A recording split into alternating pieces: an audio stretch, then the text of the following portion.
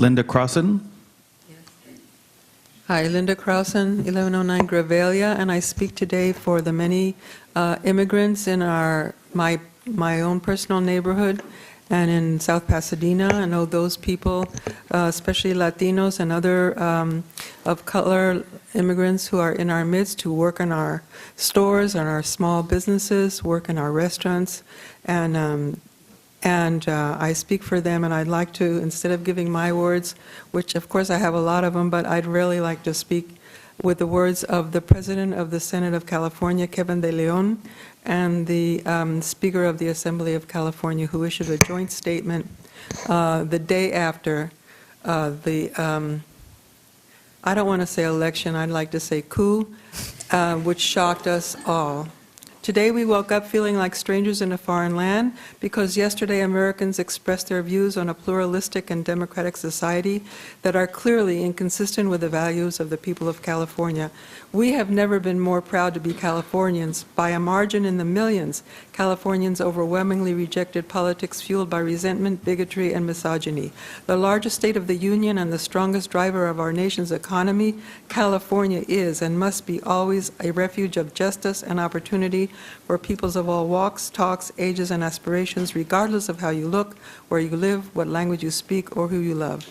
California has long set an example for other states to follow and will defend its people and our progress.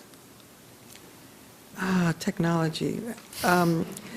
Its people and our progress at the height of our progress. We are not going to allow one election to reverse generations of progress at the height of our historic diversity, scientific advancement, economic output, and sense of global responsibility. We will be reaching out to federal, state, and local officials to evaluate how a Trump presidency will potentially impact federal funding of ongoing state programs, job-creating investments, and federal enforcement affecting the rights of people living in our state. We will maximize the time in this presidential transition to defend our accomplishments using every tool at our disposal. While Donald Trump may have won the presidency, he hasn't changed our values.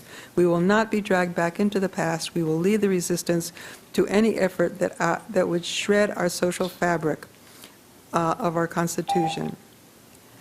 California was not, and then, of course, I want to read this last part, I hope.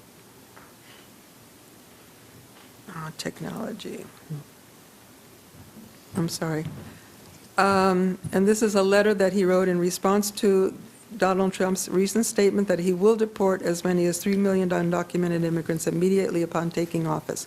It is erroneous and profoundly irresponsible to suggest that up to 3 million undocumented immigrants living in America are dangerous criminals. Threatening to immediately deport them only exacerbates the unprecedented angst and anger currently dividing our American community. It also appears to be a thinly veiled pretense for a catastrophic policy of mass deportation that will tear apart families and weaken our economy. I implore President-elect Trump to reconsider his preposterous statement. Let me assure the millions of people who are here pursuing and contributing to the California dream, but who lack documentation, that California stands squarely behind you. Thank you very much, Ms. Clausen. I think we